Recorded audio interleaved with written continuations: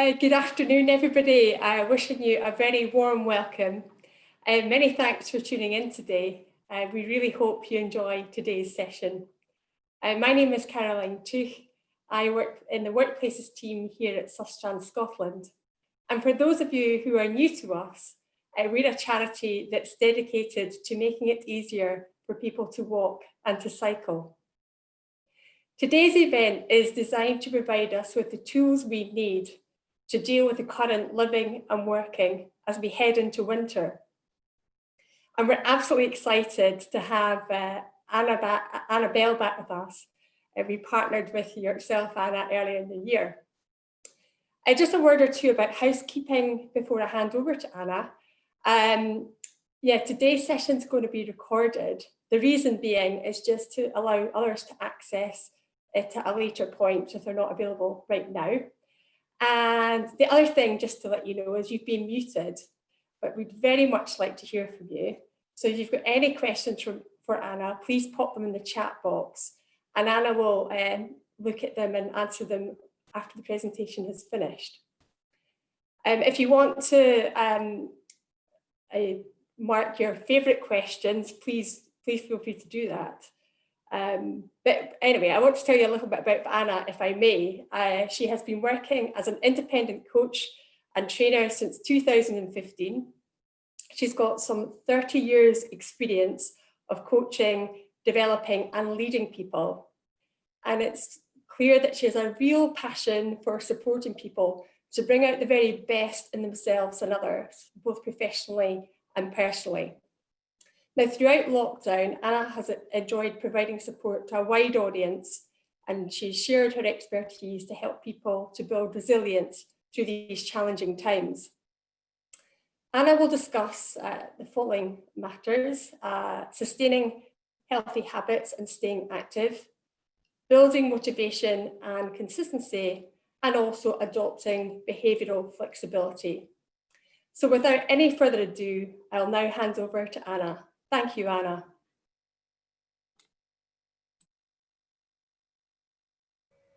There we go, I'm muted now. Thank you, Caroline, for the lovely introduction. And it's so nice to be back again, partnering with Sustrans. And in a way, it doesn't feel like that long since we were here in the summer. But then again, a lot has happened since then. So that's really my starting point. Caroline's told you a bit about what I do, and this year has been all about supporting change and responses to change.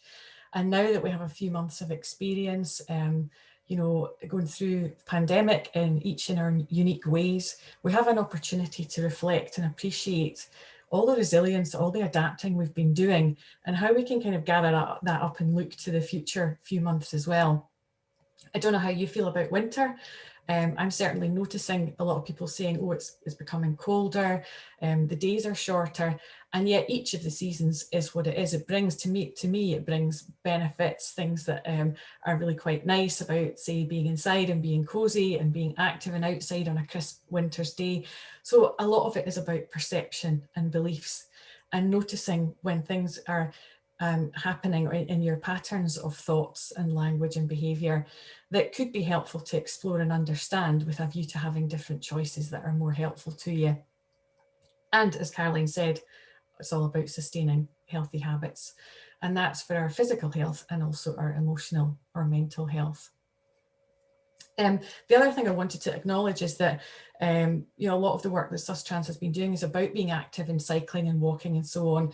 For some of you, that might be having adjusted several months ago to working from home for the first time, full time.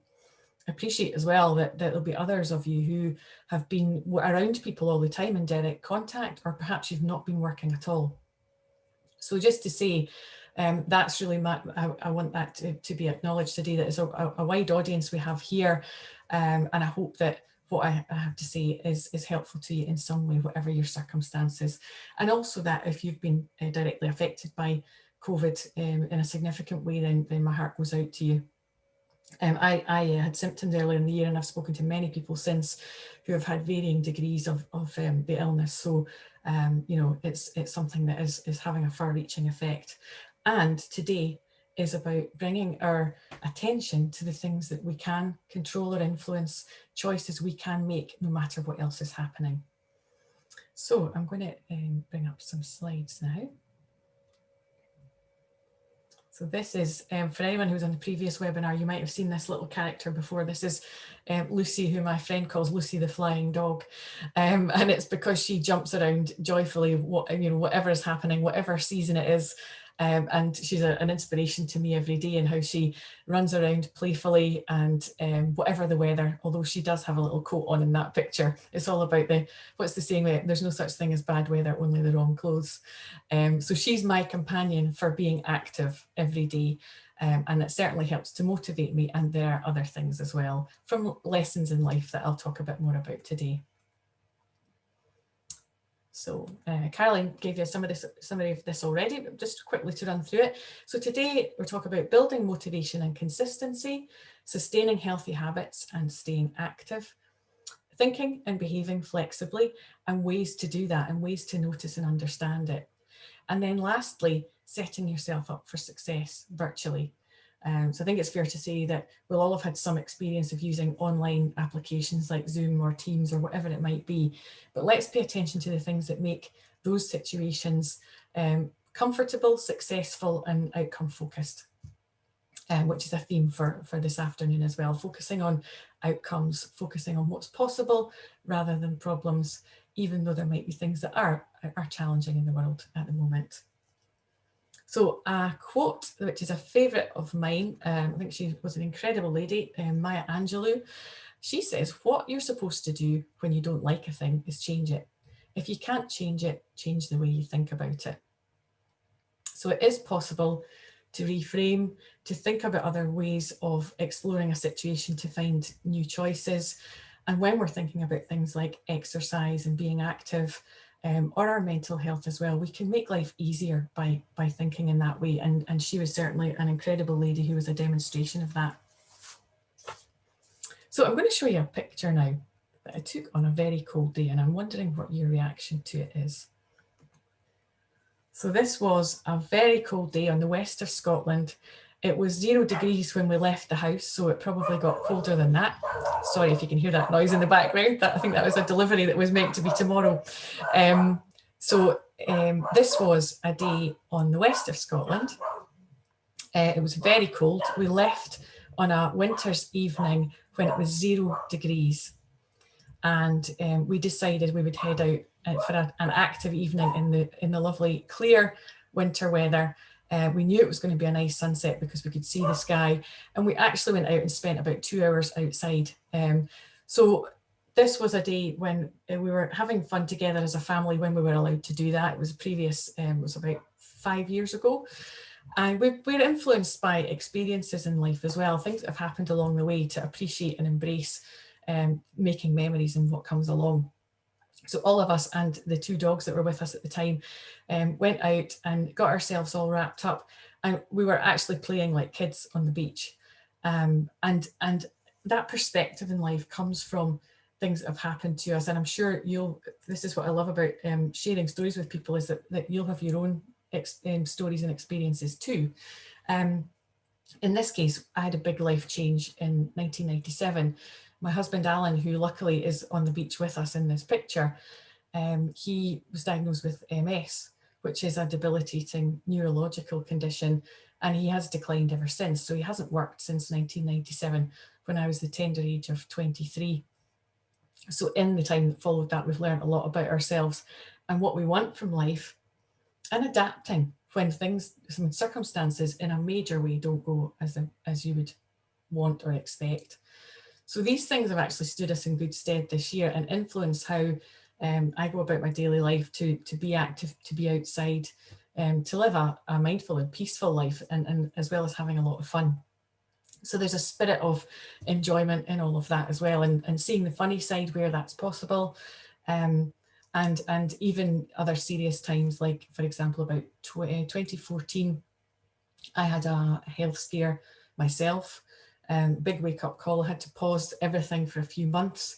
It was over the summer, but it's one of the best summers I've ever had, because I learned to live in the moment. And that's got a lot to do with how I sustain my health as well, both physically and emotionally. So when you see a picture, you know, that I've included a few things here that show a kind of mindful approach to life and flexibility as well. And flexibility is one of the things. We've actually recorded a few resources to go with this webinar, and there's a video about behaving and thinking flexibly as well. So people who think and behave flexibly tend to notice what's possible. What outcome do they want? So, for example, my big outcome there is a fulfilling and happy life, to be healthy, to be active. And then it becomes much easier when you work all of that out to align your thoughts and beliefs and behavior with that. So even when difficult stuff happens, it certainly can offer, as this year has, a space to reflect and notice, and where it's relevant, make changes to the things that perhaps aren't so helpful in life. This year, I've really appreciated how examples of people responding personally and professionally to the circumstances that we're facing. So, for example, a restaurant, saw a restaurant on TV that within 2 weeks of being shut down, they had opened the restaurant as a farm shop instead, and a kind of catering company. We've each personally made adjustments to be at home more. Perhaps some of you have been homeschooling. And also we had, in my family, we've got my mum and dad onto Zoom, and we had quite a laugh doing it because they'd never used it before. And getting relatives connected in ways that are within the choices we have available can offer so much when there isn't another option at that time. So that flexibility, even thinking about my mum and dad, who are very positive people, like they do all their shopping online now, and they've worked out a routine to get all the slots from different supermarkets because it's actually really important for them. I'm sure you can think of people in your family and community as well who've done that, and they've embraced it. So there are things that they'd rather not be the way they are.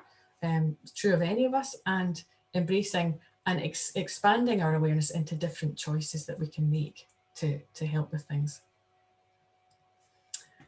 So another slide to show you here. So when you think about ahead to, say, spring, so the next few months of winter, that's really what we're talking about today. And imagining your aims, your intentions, it might even be goals for your health. And imagine that's that wee green flag that you could stick it in the, you know, somewhere along there in the future. That's how you want things to be. And when we do that, we might have a tendency to think in a straight line. So between now and then, if I do X amount of hours of walking a week, maybe fresh air, and you know, a couple of hours of doing something nice, pampering myself, if you're lucky. So these things, we can have with the best will in the world, we can make plans, and actually it doesn't always materialize that way. So life tends to be a little bit more like this, and more than ever this year, I'm sure you can relate to that. It can be a bit higgledy-piggledy and twists and turns at times. And looking ahead to the next few months, so say you could fast forward to April or May next year when the spring is here. For now, what I'd like you to think about is how you want to feel health-wise. For you, that might be physical fitness. It might be you know, nutrition. How do you want to feel in your mind and in your body? And hold that thought as we go through this. And I'm actually going to take you through a visualization a bit further along in this afternoon's webinar, so that you can actually imagine and visualize that. But for now, have that high level outcome in mind.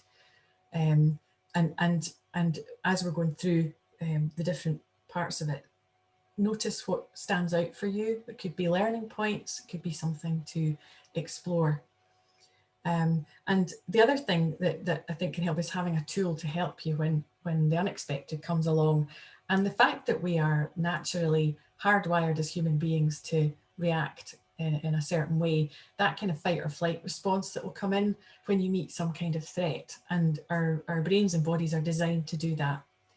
And my message to you is, when we touched on this a wee bit in the other webinar about respond, not react, and being able to pause and notice when you hit a bump in the road or a twist and turn here and there that takes you away from where you want to be, then taking a pause, notice what's going on, notice what's happening for you with your thoughts and feelings towards the situation without trying to change anything. And then think about, well, what would you like to happen? What are you aiming for? Your purpose, your outcome, which might be something really simple, like being relaxed, or when you find yourself a little bit concerned with feelings or a stressful response. So think about your outcome and align yourself as best as you can with that, and then choose how you're going to respond. And one of the ways we can do that is to find a way to reframe if a thought pops into your head that might take you off track. So here's an example of how you can do that. And by the way, it's all about awareness and choice. So raising awareness of your natural reactions to things and the things that might trigger any difficult responses, unhelpful responses, and then choosing a way forward and noticing all the choices that are available. And even asking yourself, and is there anything else that I could do here? What else might there be? What might be a different way of looking at this situation? So reframing, this is a simple tool that I actually don't know where it originated from, but I first saw it on leadership courses back when I was working in the corporate world. And it's one of the most simple things ever. Basically what you can do, and I recommend practicing this, by the way, is taking a sheet of paper, draw a line down the middle, and on the left-hand side, anything that comes to mind that's an unhelpful thought. So it might be a negative thought that just happens to pop in, that sort of inner critic that can come along, or a limiting belief, like I can't do that because. So that's down the left-hand side, and I've got a few examples to list with you, and I'd like to hear some of yours as well. And then on the right-hand side, take each of these in turn, and with awareness and choice, what can you say to yourself instead that will help to turn it into more of a choice that you're empowered to make, that's in line with the outcomes you want for your health and well-being. So I came up with a few that I think might be common ones, because they do creep in for me now and again. The first one down the left-hand side, I'm thinking about will I go out for a walk or will I not? Will I go for a run or not? Cycle, whatever it might be. I will look out the window sometimes and say, oh, it's a bit cold, it's dark, let me just leave it. So instead, what I can say to myself is, imagine how good I'll feel when I've done it. And if I do that every day with consistency, I'm much more likely to feel and look healthy by the time I get to, say, spring. I'm using that as a frame. It can be whatever you want it to be, as by way of an example. So imagine how good I'll feel when I've done it. That's aligned with what I do want. So what we focus on, we get more of. And if I decide to scrap it every day and not bother exercising or going outside, then there are consequences of that. Every choice, every behaviour has a consequence. So here's another one. I can't be bothered, I'll do it tomorrow.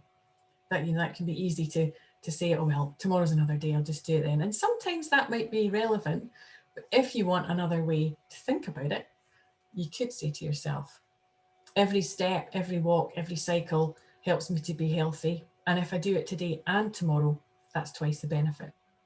So thinking about that wee person with the flag at the other end, you're taking yourself on a clearer course towards that outcome that you want at the end of it. And you'll feel better for it as well, health-wise. You could say to yourself, it's Christmas, I should be relaxing and enjoying myself. It can be tempting to, get the Christmas jammies on and put your feet up with a box of chocolates. And that's okay some of the time, it's all about balance.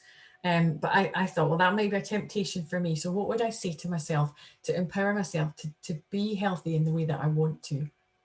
And that would be to say, I can enjoy all of it. I do enjoy all of it. And I can be healthy and relaxed too. So that's a way of reframing. And I wonder, hoping we've got time for this, I wonder if anybody would like to pop an example in the chat and we can talk through reframing. I'm only going to go for a couple of examples because of time, but it'd be nice to get you interacting in that way if you can. I don't know if I can see the chat actually. We'll come back to that with questions at the end. If there's something you want to reframe, we'll make some time for it then. So that's reframing. The other thing we're working with here is beliefs. So limiting beliefs or negative thoughts and the empowering beliefs, there is such a contrast because we're basically framing our experience with what we put into that in terms of believing that something is good or bad, positive or negative, and in fact, whether it will be successful or not. So a key thing here is believing that you can and will do all the things that help you to be healthy. And actually, I think I can see the chat now. Let me just have a wee look. I'm just going to have a quick check.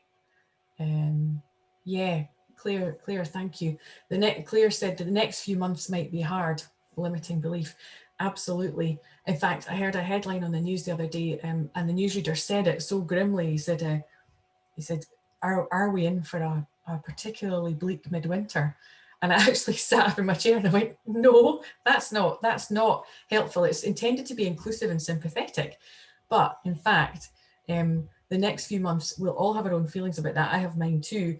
And if we can think about it as reframing to take it day by day, have the end in mind, the goal, the aims, whatever it is for you, frame it in a way that helps you, because it doesn't have to be a target, but if it is a target with, say, a number attached to for you, that's absolutely fine.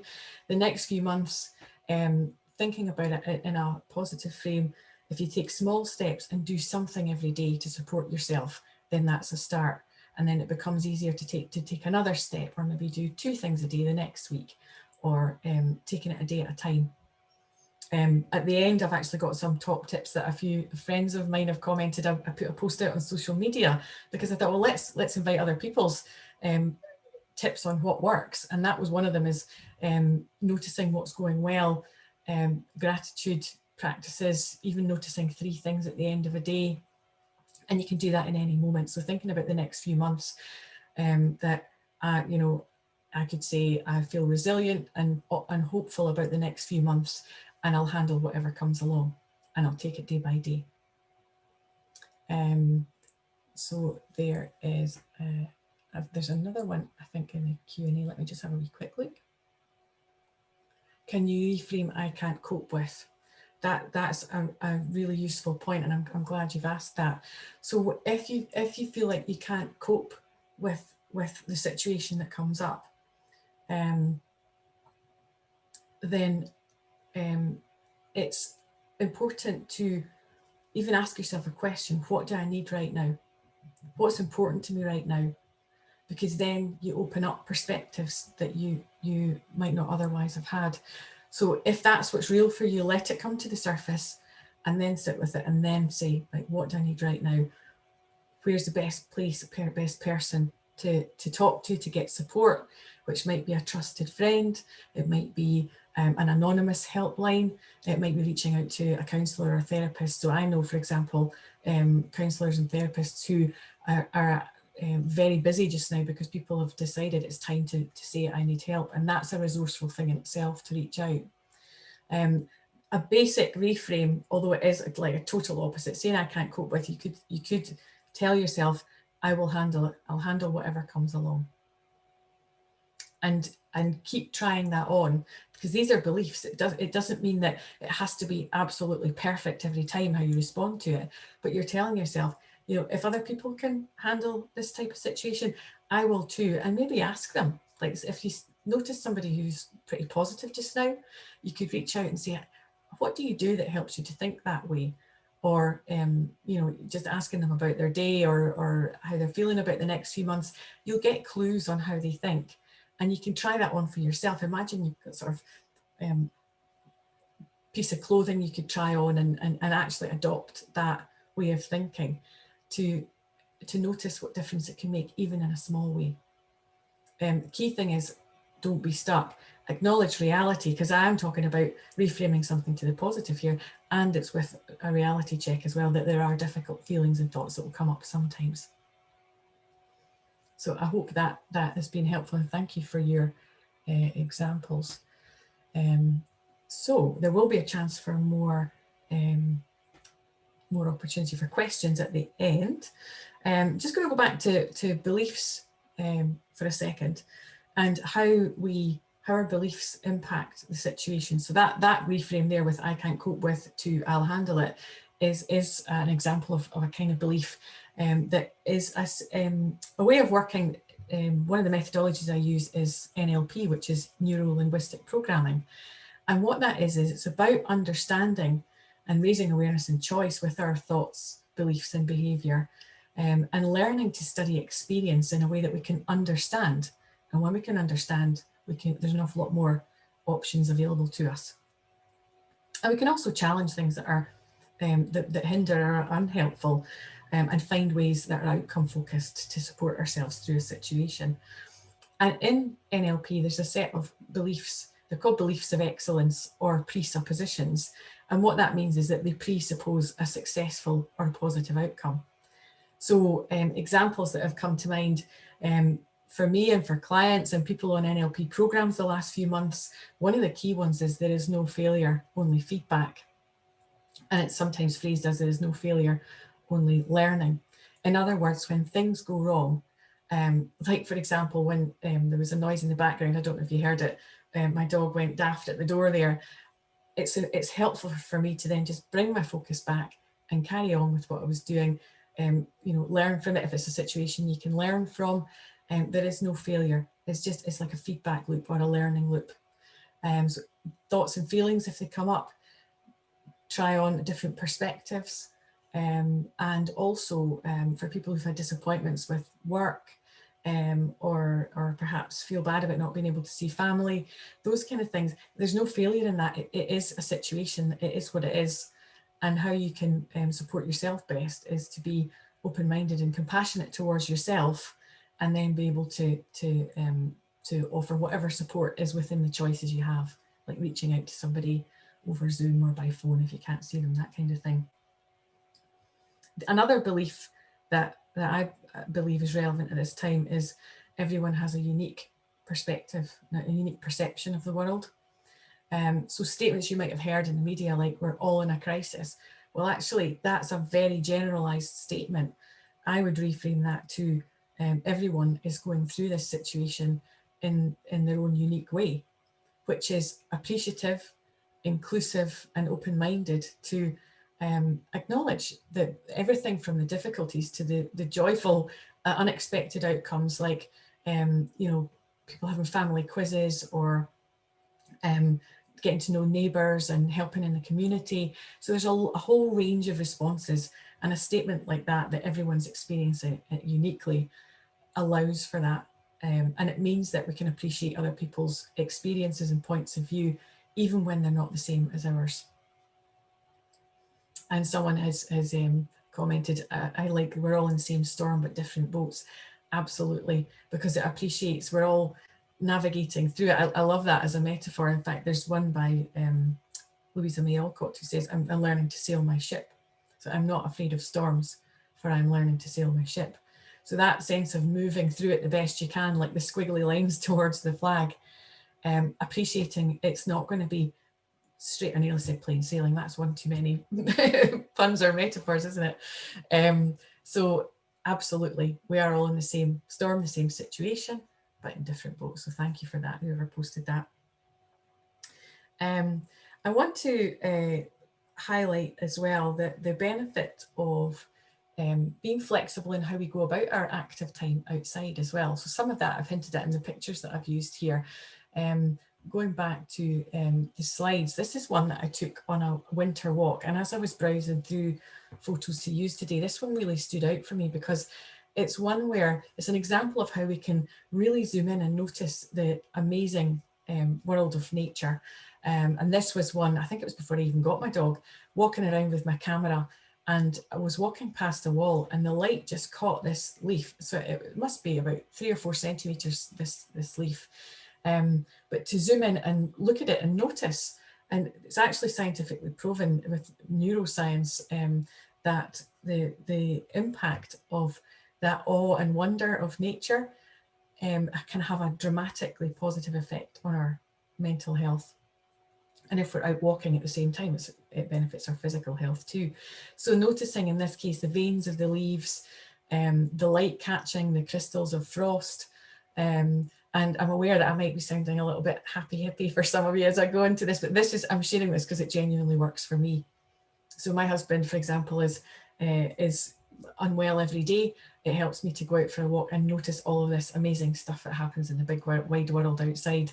So zooming in, noticing colours and shapes and and appreciating that in winter there's a whole lot of life happening under the surface as well.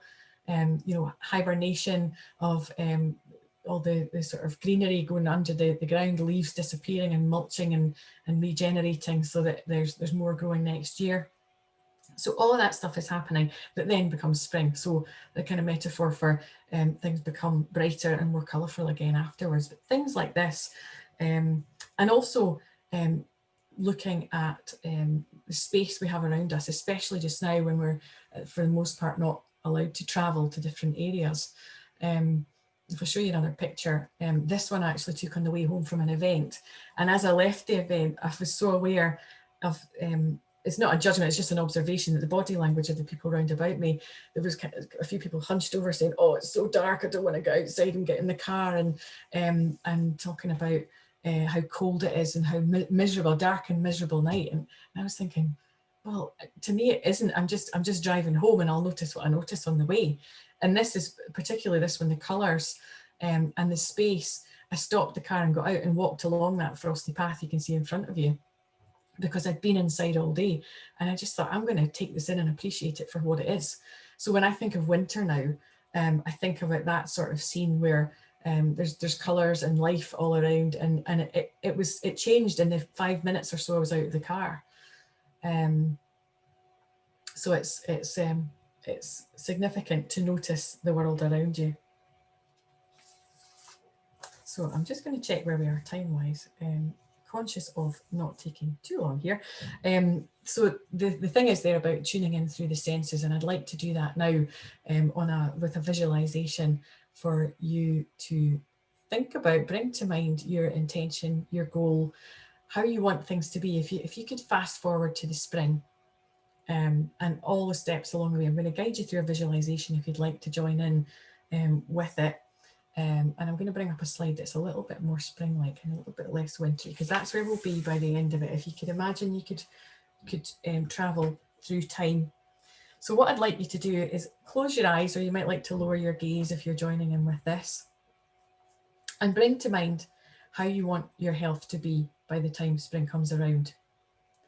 And how do you want your body to feel? If you like, you can imagine how you want your body to look as well. And what state of mind would be most useful?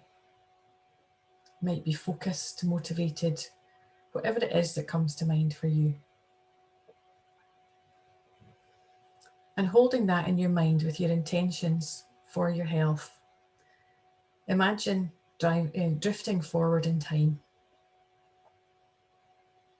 through the shortest days in December, noticing as you go what healthy habits support you towards how you want to be.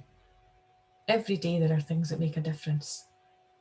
And begin to list in your mind all the things that help. Your preferred exercise, nutrition, colourful food, comforting, healthy food, and self-care as well. And notice that list building, which you can come back to later and find the things that work for you. And still drifting forward in time, moving through the festive period and time off, having a balance, enjoying yourself and looking after your physical and mental health. And into the new year, days getting longer and finding it easier to be active outdoors. And eventually coming into spring to a point where the weather is warmer. The days are becoming longer. And you're noticing new green shoots of growth outside. And all the while aware that you've sustained your healthy habits and you're feeling just as you want to, inside and out. And pause to appreciate that for a moment.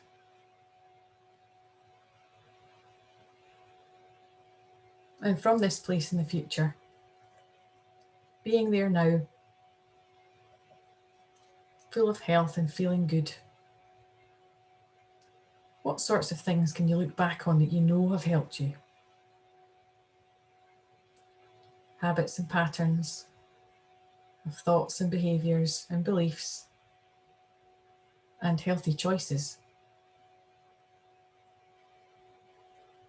And how does it feel to have done that for yourself? Maybe you've done it for other people too. For example, the health of your family or with a friend. And now imagine you can send back some advice and motivation back to yourself in the present day. So you're still at this point in the future, in the spring. What would you like to send back by way of encouragement? And do that now. Send it back in whatever way you like.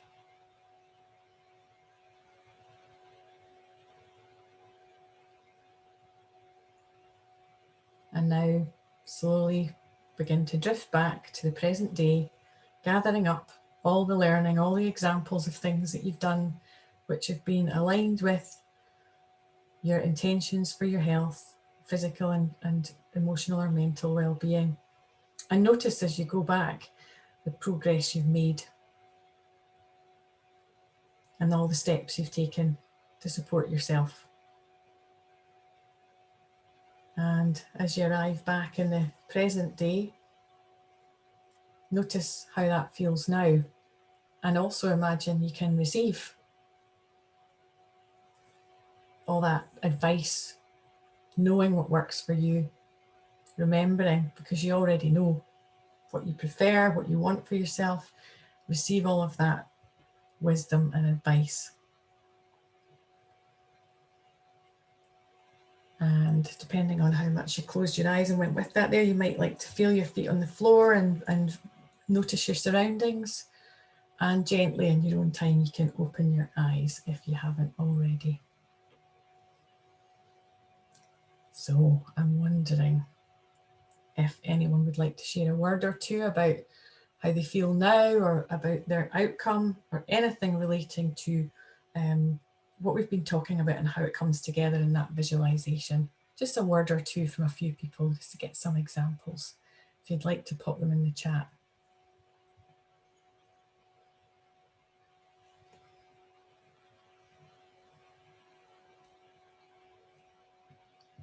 And while you're doing that, I've got another example, a lovely one in the Q&A that a lady called Joanna has mentioned. If you can't reframe your limiting beliefs in words, looking at lovely pictures, for example, of nature, and that this person has taken and was there, absolutely, because it connects you to something that associates with the positives of what your real intentions are, rather than diverting you away potentially into feeling, problems or limiting or negative thoughts.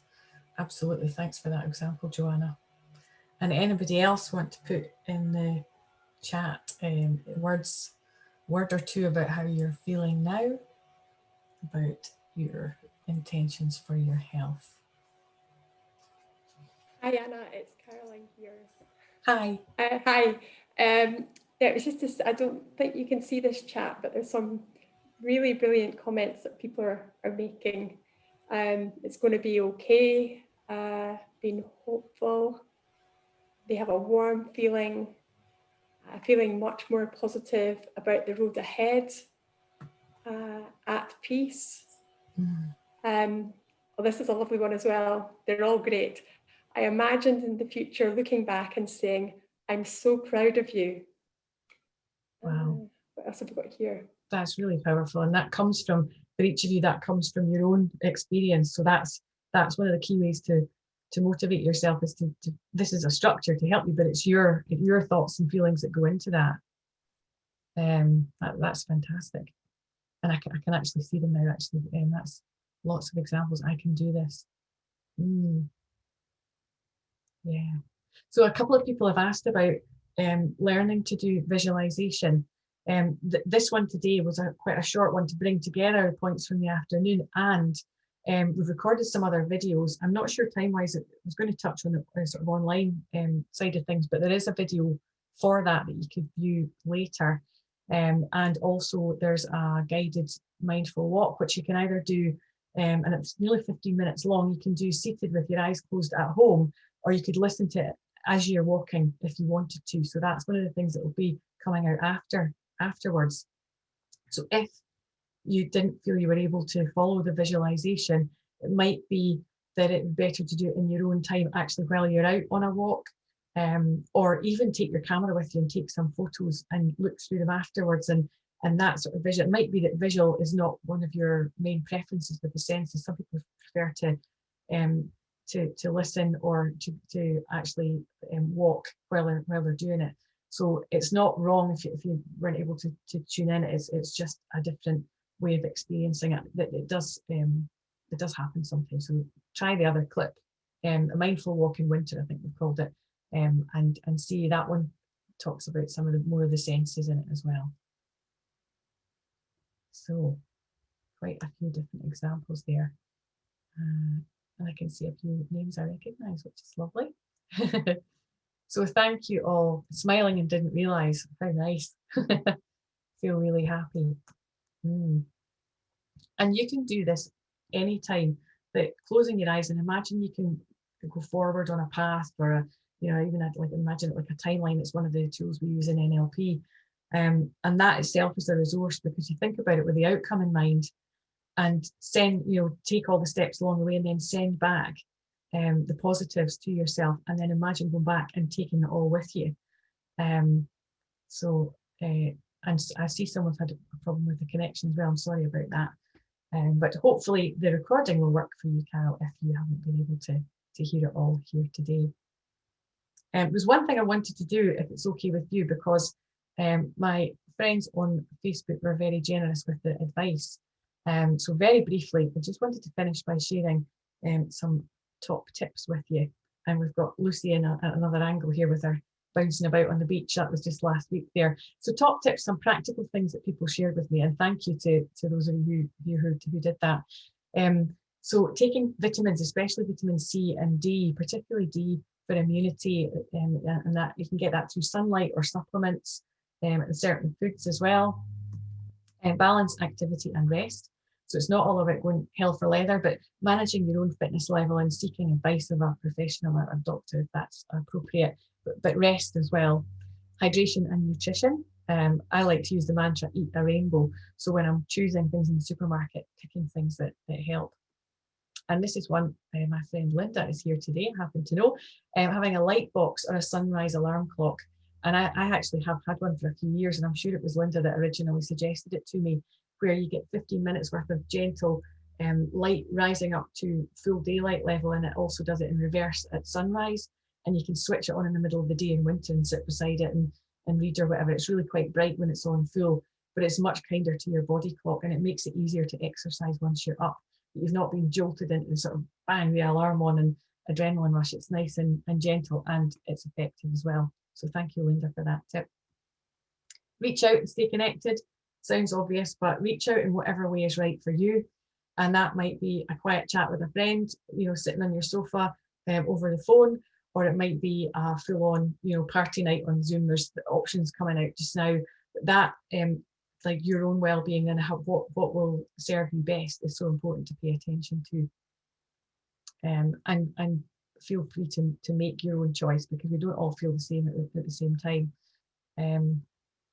Gratitude and meditation I mentioned, and easy accessible ways of what I would call mindful living, like going out for a walk. Notice the things that are growing round about you. Try and walk near water and observe. You watch things that are happening in nature. It brings a perspective that, like I said, is proved to bring peace of mind and well-being.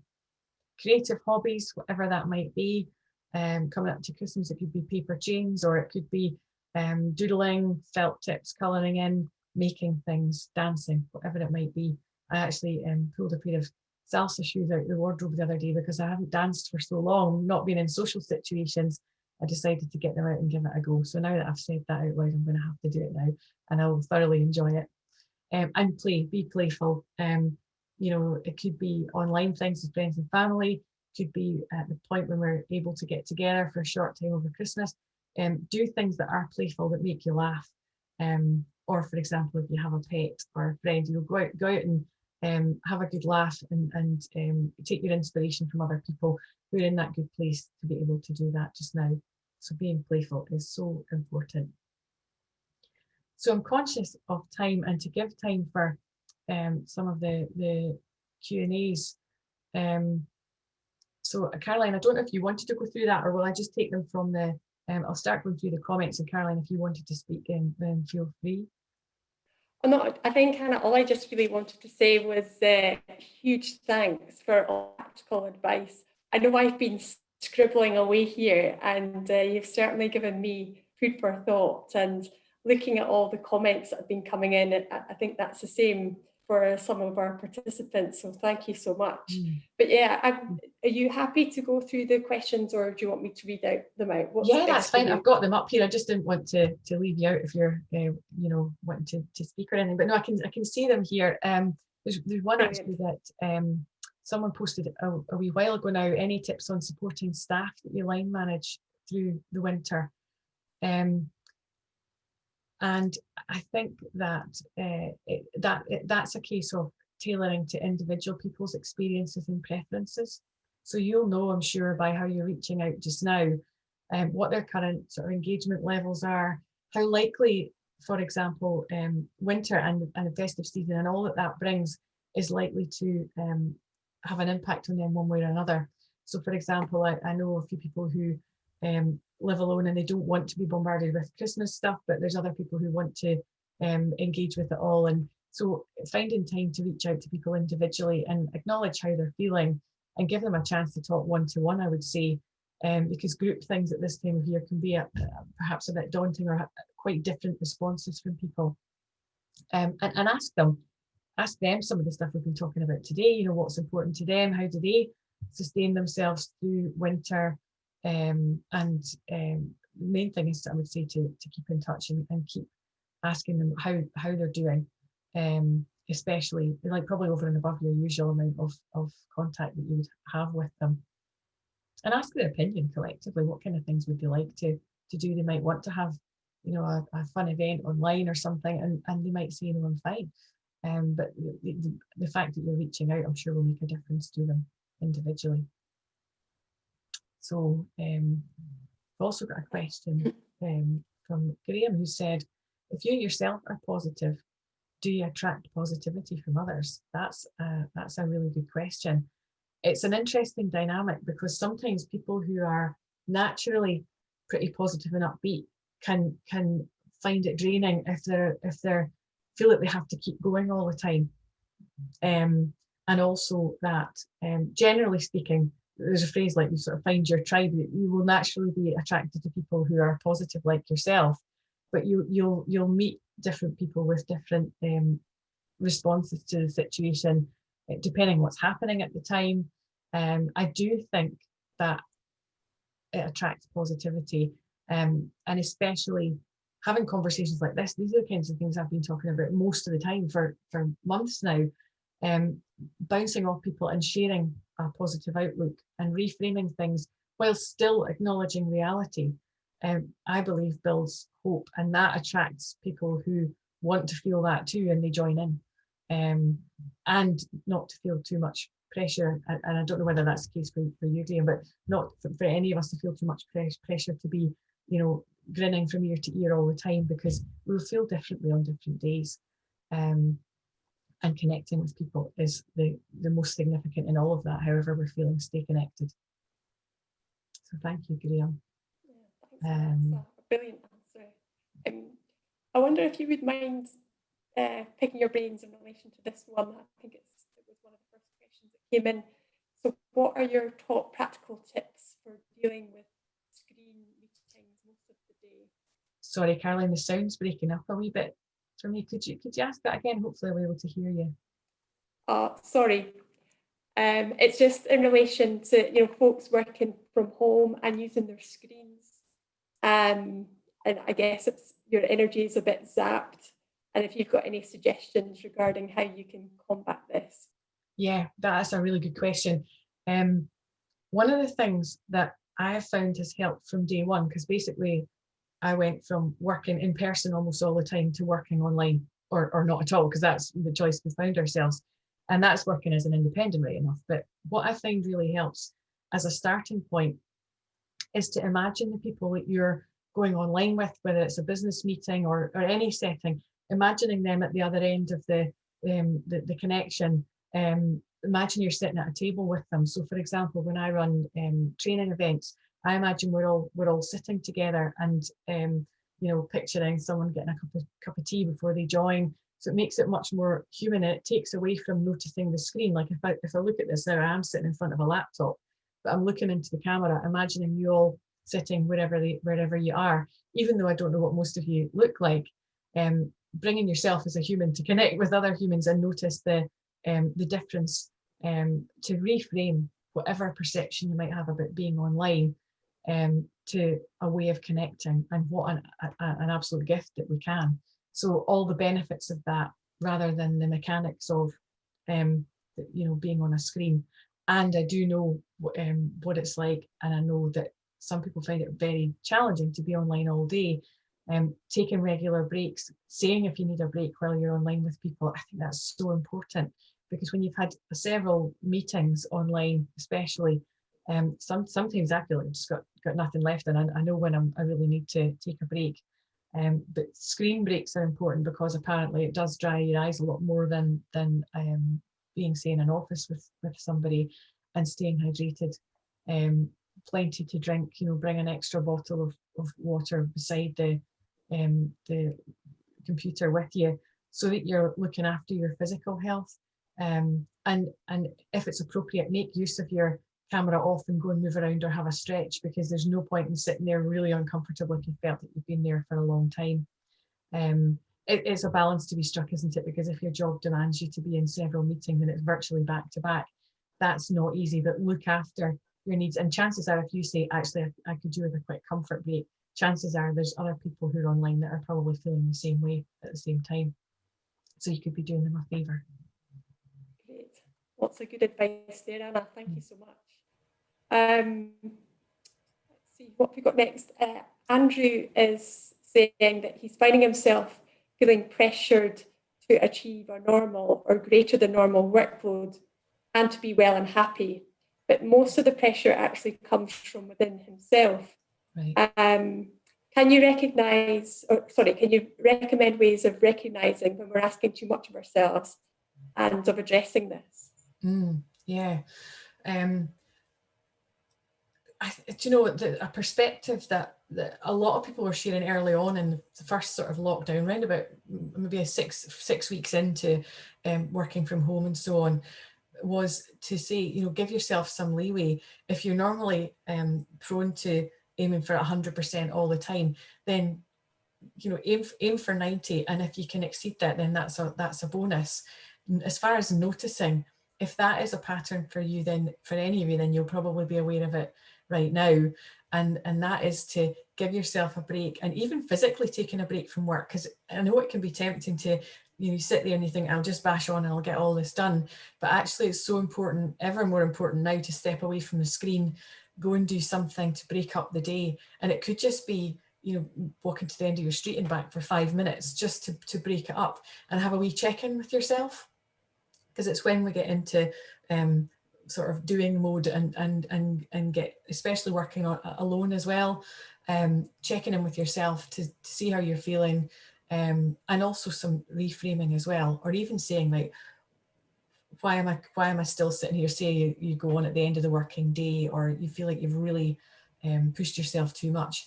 What was it that led me to do that? So be curious about it and sit with it, and even just ask yourself the question and then leave it and take a break, because often the answers will come to you. And I would say enjoying yourself, do things you like. For example, I've absolutely devoured books during this time. I've read probably more books in a month than I would have in a year last year.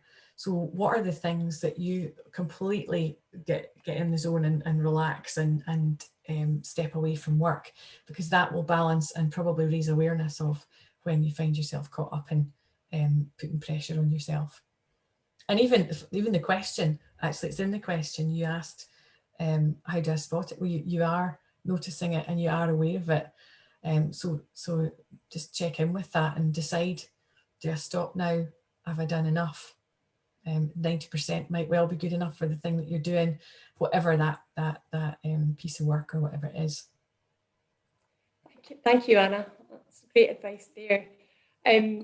We've got a few more questions, but I think we've probably just got time for one more. But I know that you've kindly agreed to follow up with any questions by email if we don't get around to them. So thank you for that. Mm-hmm. There's two folks have asked about this idea of struggling with negative people around them and how to stay positive. You got any thoughts on that, Anna? Yeah. So one of the things that is a significant piece of learning from NLP.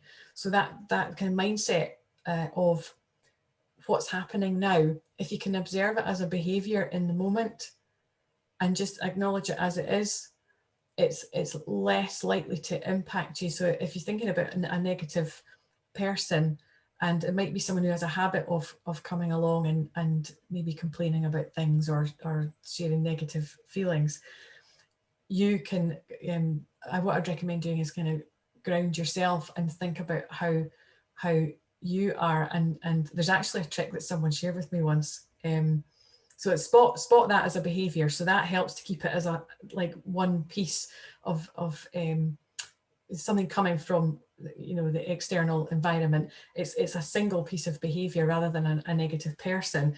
That makes it smaller, and trust that they have a reason, they have an intention behind sharing that.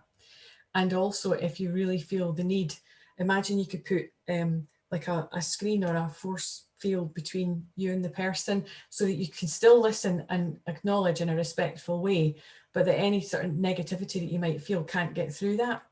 And if you ground yourself in that and say to yourself, I can hear this, but I'm not going to take it on board.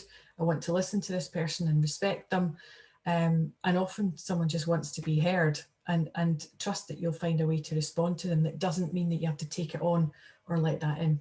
I know it's sometimes easier said than done, but noticing as it's happening and imagining you can put a respectful screen between you and them and allow them to be as they are, because you can't change that necessarily. You could offer feedback if you think it would be helpful, but it's really a choice and a judgment as to whether you do that. Thank you, Anna. Yeah, more good advice, and a great tool with the bill that you were talking about there. So thank you for that. Well, I think unfortunately we've run out of time. I can't believe it. The time has just zoomed by. I really appreciate you taking the time to speak to us today, Anna. It's been a really thought-provoking session and lots of great questions from our participants. So thank you to every single one of you that have asked a question or made a comment. And as I've said, we'll make sure we come back with any answers to questions that we've not got round to. Mm-hmm.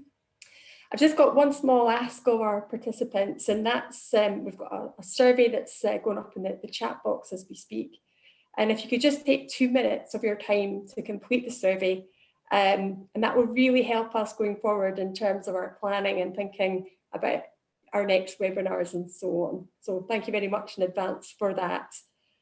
Another thing just to mention very briefly is that we've got a huge number of initiatives in relation to workplaces supporting employees and employers that we're doing and have done at Sustrans. Please keep a lookout on our Sustrans website and also Way to Work. And don't worry about website addresses. We will be sending you links to them, plus to Anna's website as well. I'd also just like to say very briefly that we're excited about our Scottish Workplace Journey Challenge, which will kick off next year.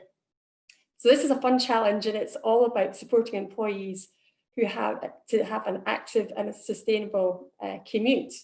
And we're also making sure that we'll support those folks who are working from home in relation to the challenge. So please look out for that. And if you're an employer and you're looking for guidance to support your staff to travel actively, as I say, we're sending out links regarding that. So all it remains for me to say is thanks again to yourself, Anna, and to my colleagues who have been working furiously in the background to make sure that everything is running smoothly today. I'm sorry if one or two of you had a problem with connection. And really all that remains for me to say is to keep safe and to keep well. And I wish you a really good afternoon. Thank you very much indeed.